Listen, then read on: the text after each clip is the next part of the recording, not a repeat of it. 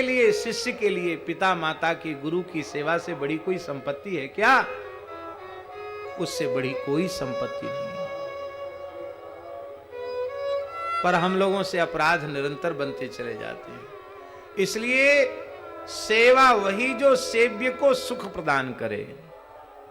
यदि सेव्य सुख प्राप्त नहीं कर रहा है तो वो सेवा के नाम पर किया गया दंभ है, वो सेवा नहीं है। अब सबसे बड़ी संत सेवा, संत सेवा के बिना भगवत प्रेम नहीं मिलेगा। वो संत सेवा क्या, ये महाराज जी की बताई हुई बात बता रहे हैं। संत सेवा क्या है? बोले संत को आह्लादित कर देना।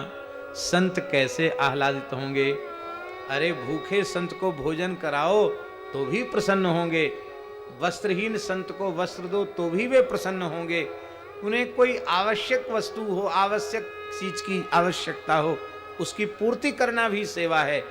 लेकिन इन सब पदार्थों को पाकर जितनी प्रसन्नता नहीं होगी, जितनी प्रसन्नता संतों के सामने भगवान के नाम रूप गुण लीला का गायन करो और संत के नेत्रों में आंसू भर आवें, उनका रोमांच हो जाए, उनका हृदय आह्लादित हो जाए, प्रसन्न हो जाए। और महाराज जी उस समय संत जब द्रवित होते हैं तो वही संत का द्रवीभूत अंतःकरण प्रेम का दान कर देता है, भक्ति का दान कर देता है, रस का दान कर देता है। तो महाराज जी कहते थे सबसे बड़ी संत सेवा यह है, संतों के प्राण जीवन धन ठाकुर जी का गुणगान सुना करके उन्हें द्रवित कर देना। जो सामने विराज रहे हैं ये तो सब है ही हैं, अप्रत्यक्ष रूप से तमाम महापुरुष भगवान की कथा में विराजते हैं। अब हम भगवत चर्चा कर रहे हैं, हनुमान जी का मन आह्लादित हो जाए तो हमें क्या नहीं मिल जाएगा? शंकर जी का मन आह्लादित हो जाए तो हमें क्या नहीं मिल जाएगा? ध्रुव प्रहलाद जी बैठे, उनका मन प्रसन्न हो जाए तो हमें क्या नहीं मिल जाएगा? सब कुछ मिल जाएगा। श्री भगवत गुणगान, ये लीला दर्शन कराना भी ये बड़ी संत सेवा है, बहुत भारी संत सेवा है। पता नहीं कौन कौन सी विभूतियां आकर के बैठती हैं, किस राज्य में कहां तक कौन पहुंचे हुए लोग हैं।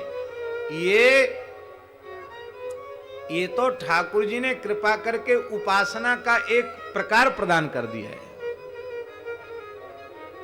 ये कथा कथा नहीं है, ये उपासना है, ये संत सेवा है। कीर्तन संत सेवा है, कथा संत सेवा है, लीला संत सेवा है।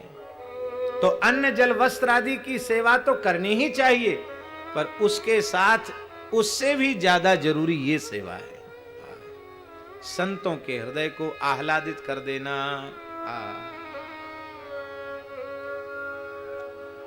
क्या कहें, कई बार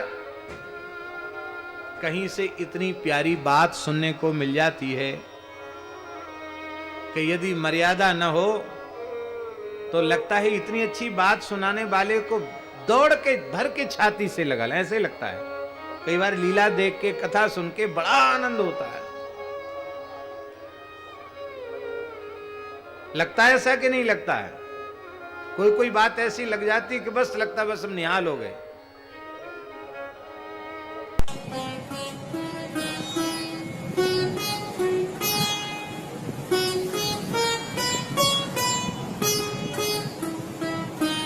श्री सीताराम प्रतिदिन सत्संग एवं दर्शन के लिए श्री महाराज जी के ऑफिशियल चैनल को जरूर सब्सक्राइब करें।